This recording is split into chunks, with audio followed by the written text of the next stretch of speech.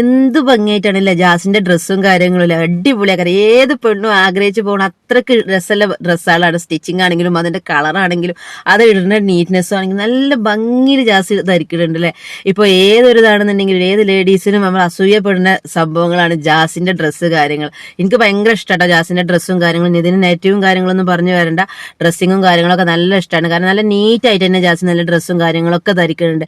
ഇങ്ങനത്തെ ആൾക്കാരെന്ത് ചെയ്യും, എവിടെ ഇവിടെയൊക്കെ കാണിച്ചിട്ട് ഡ്രസ്സ് ധരിക്കുന്ന ആൾക്കാരൊക്കെ. പക്ഷെ അങ്ങനെയൊന്നും ജാസ് നല്ല നീറ്റായിട്ട് ഡ്രസ്സിങ് നല്ല ഡ്രസ്സിങ് ആണ്. പിന്നെ അതിന്റെ കളർ നല്ല പറയാൻ പറ്റാത്ത രസത്തിലുള്ള കളറാണ്. ഭയങ്കര ഭംഗിയാണ്.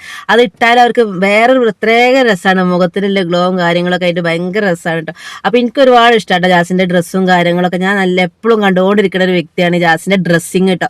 നല്ല ഡ്രസ്സിങ് ആണ്.